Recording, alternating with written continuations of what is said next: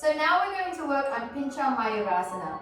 Pincha Mayurasana is an inversion. So just like Sirsasana, it can get quite nerve-wracking.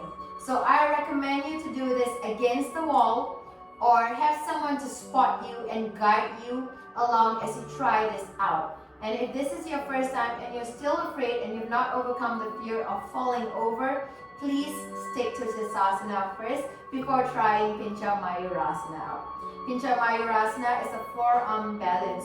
So essentially it's working on your back, it strengthens your arms and your shoulders.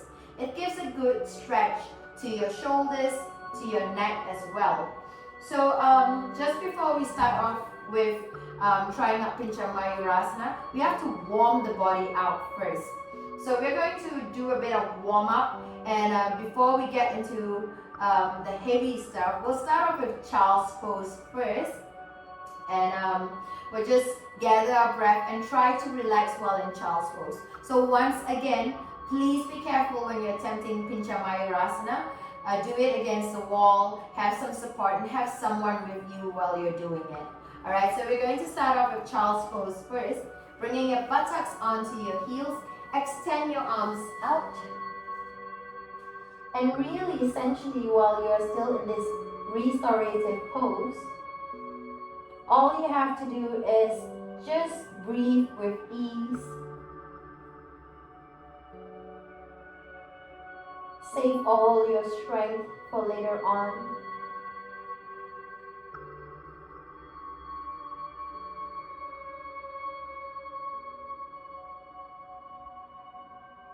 Take deep inhalations through the nose and exhale through your nose.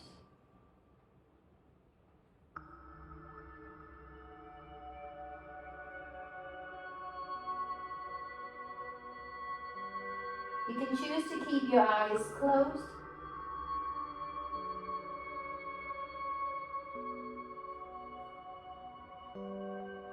Soften your breath. Relax into the posture.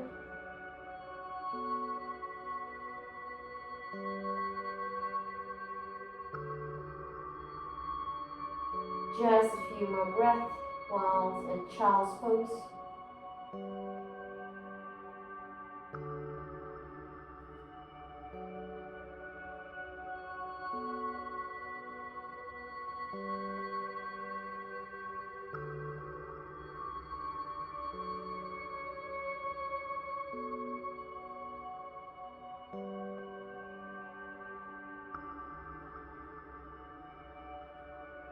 And from here, slowly lift your head off the mat, elbows off the mat. Tuck your toes in, lift off your knees. Find yourself in downward dog.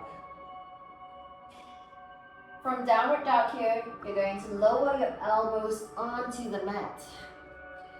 We're going to work on dolphin push-ups. Alright, so have a bit of minor adjustment. Walk your toes in if you want. Walk it closer to the elbows. So dolphin push-ups looks like this. 1. Bringing your nose a few inches away from the mat. Push back. 2. Essentially you're working your upper body here. We're going to do 4 more. Forward 3.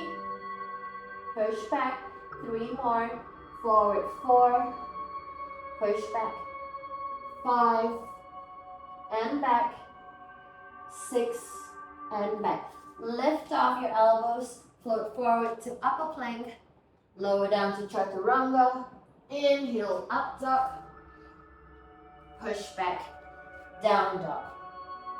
Once again, back to your forearms, dolphin pose, dolphin push-ups. Once again, forward 1, push back, 2, push back, 3, and back, 4, back 2 more, 5, back, last one, 6, and back. Lift off your elbows, float forward to upper plank, lower down chaturanga, inhale up dog, exhale push back, down dog. I can feel my upper body burning already. Lower down to forearms, dolphin pose. Last one here, forward 1, push back, 2, and back, 3, back, forward, 4, 2 more, back, 5, back, last one, 6, and back. Lift off the elbows. Come forward, upper plank, lower down, chaturanga, inhale, up dog, and exhale, push back, down dog. Now, slowly come back down onto your knees, lower your buttocks onto your heels. Now, what we're going to do now is have that placement, that measurement that you need to find when you're getting into Pincha Mayurasana. So essentially just like Sirsasana, what I like to do is bring my hands to cup the opposite ends, the inner side of the elbows. Once I've got that placement, I'm going to splay my arms apart. So we're going to try and run your forearm such that it is parallel, so it runs the same distance. Try not to bring your palms close to one another and your arms are not parallel, alright? So we want to have that parallel distance. And try not to let your elbows splay out too much. Of course, if that happens, you can always use a strap. And try to make sure that the shoulders, your elbows are not splayed out too much. Alright, so it's going to look something like this. Sorry, I'm just going to show it to you. So if you find that your elbows are going to splay out, you can use a strap and just try to make sure that the strap is tight around your elbows, just like that. Alright, maybe I'm just going to tighten the strap a little bit more, and it looks like this, so that the arms are always running parallel to one another. Alright, so essentially just place your forearms onto the mat.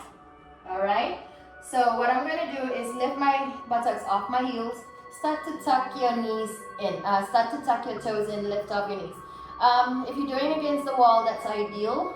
If it's your first time, we try to kick it up into an L shape. Alright? Alright, whichever leg you're comfortable with for kicking up, go for it. Okay? So keep your shoulders always engaged. Try not to keep the shoulders drooping. Alright? Keep the arms strong, shoulders strong here. So try to kick up with the most comfortable leg. So for me, it's my right leg. Alright? Or if you're flexible enough, keep that right leg as high up as you can. Essentially, you want to work on stacking your hips just above your shoulders. Alright? So keep the forearms strong. Alright, to get out of the pose, slowly fall back down onto the L shape. Alright, so sometimes the elbows may hurt a little. You can use a towel to support your elbows if you need to. Alright, and just try not to get into a banana back. Even I get into banana back sometimes as well, because you're trying to stabilize yourself here and there, so you try to compensate by misaligning certain parts of your body. So we're going to do that again. Alright, I'm going to kick up with my right leg and slowly lift my left leg up.